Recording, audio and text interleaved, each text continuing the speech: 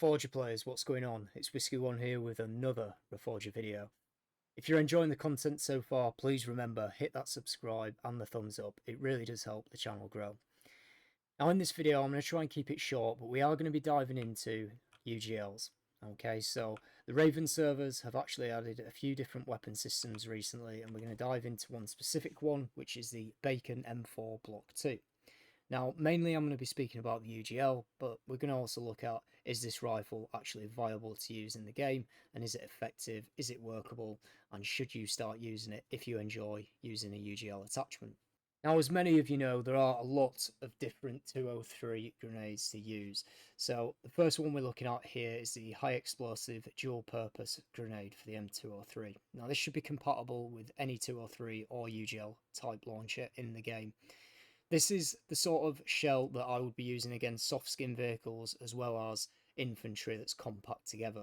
Now the high explosive side of it is actually minimised, but the heat side of it will help you pierce certain vehicles to a degree. I have found in the game it's a bit of hit or miss, and it depends where you strike the vehicle to what damage you will do to the vehicle and its occupants. The next shell we've got is the standard high explosive. Now this is great if you're hitting an enemy that's tightly packed together or moving through a wood block, potentially in a window, in a building, and you really do need that area of effect. It's going to create sort of mass damage within a tight area. Now, these things do not replicate what they are like in real life. They do have a sort of minimum and maximum damage range to them, and I've got to say, in the game, from what I've seen so far, when a UGL splashes, the effect range isn't great. So you have to be very, very accurate with these.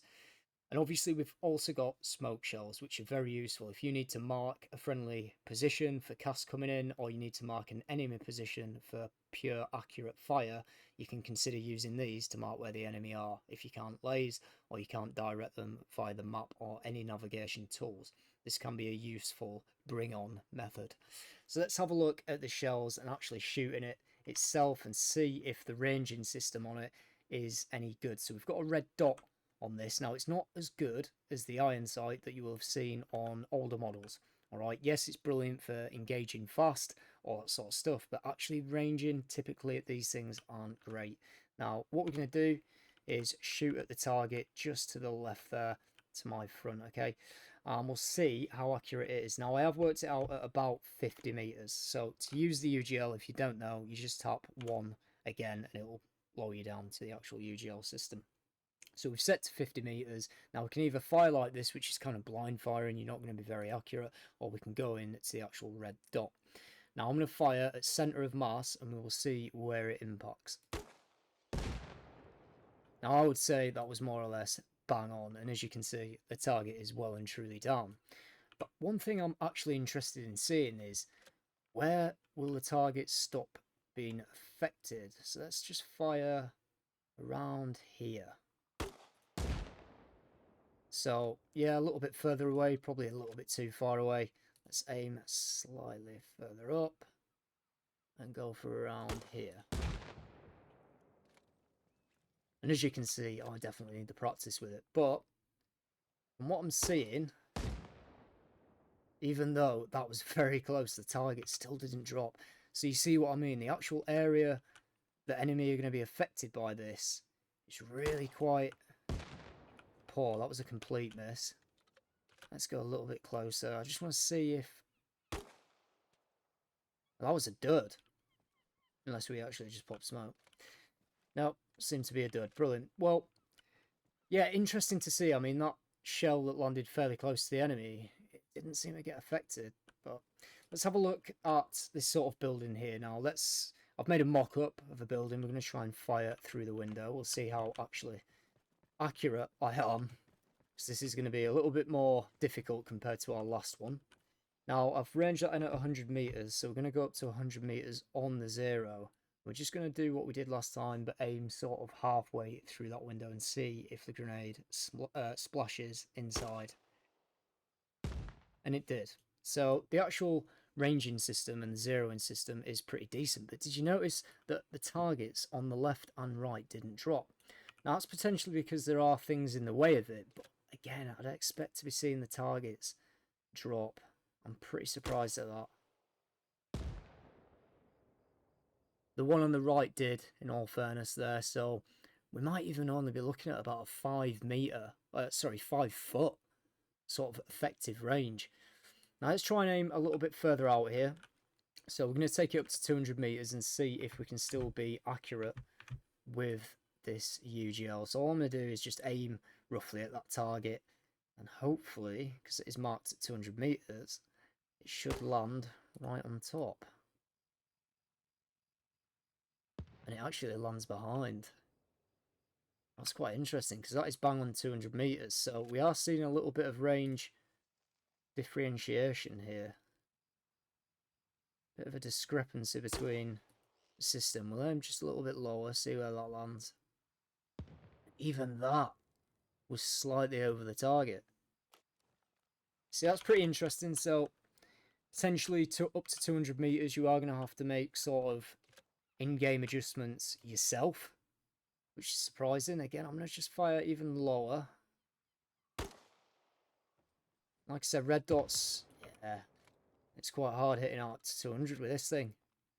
Let's maybe aim at the APC or the rec as a marker and see what happens there.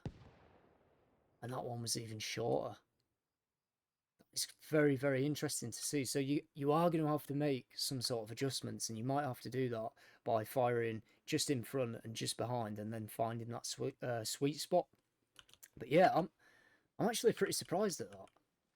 I wouldn't want to be using a red dot sight on a UGL at this range, but even then, let's fire one more, the last one, and then I'll restock. We'll go for this. We'll go right there. Bang. That's actually the green flare, which has gone through the map. But that is, yeah, it's a bit interesting to see. Right, what I'm going to do is restock, and we're going to see how much damage this can do to a potential enemy team moving through an open area. Alright, so I have actually put down a Russian fire team, and we're going to see what happens with these. So I've put them at 189 meters. Alright, so it is going to be a bit of a tricky sort of shot, but we can range into 175 and then slightly above. And we're going to see what damage this does straight in the middle of them. Here we go. So I'm going to aim slightly above.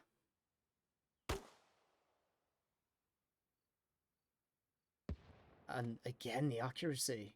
So that's 189 meters, but we are having to undercompensate massively. So no effect there. How about this? So that was right next to them. Nothing. Let's try and get this one guy before they actually start engaging me. See where that lands. Yeah, so right next to him, and again, just doesn't seem to do the damage it really should, because it is still high explosive. I mean, that is right on top of him. Let's see if the HE ones do any better. Alright, so I've loaded the HE shells, and I've put down a full Russian squad. They are 194 meters away, so we want to go for 200.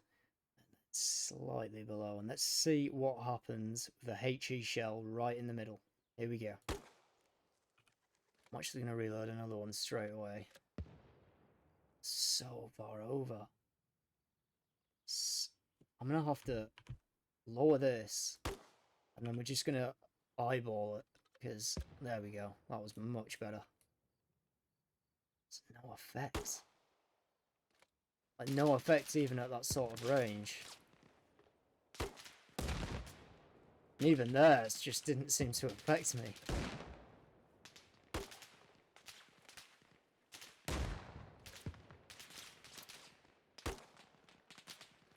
Alright, so this is the 4th or 5th shell that we've actually fired.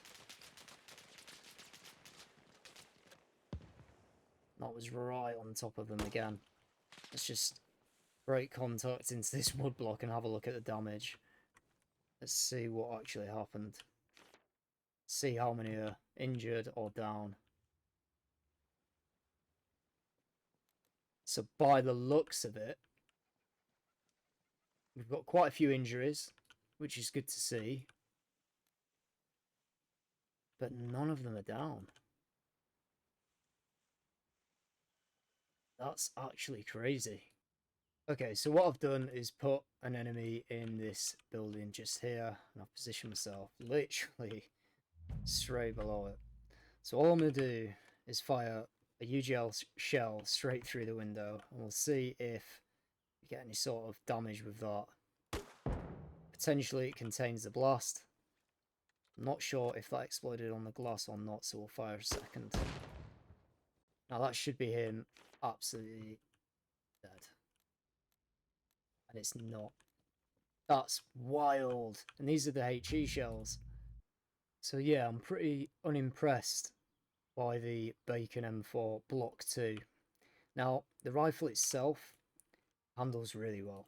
It is a very, very good rifle. Obviously, with the holographic, you can change it up for an ACOG or some sort of optical zoom sight.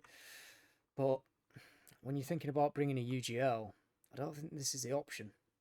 Alright, so one of the tests I really did want to try was firing one of these at a soft skin vehicle, and we've picked the best one for it.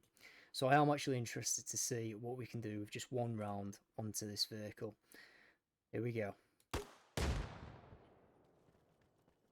Okay, so a pretty clean hit. Straight into the engine block. Now we are seeing a little bit of smoke coming out, but let's have a look at the vehicle itself.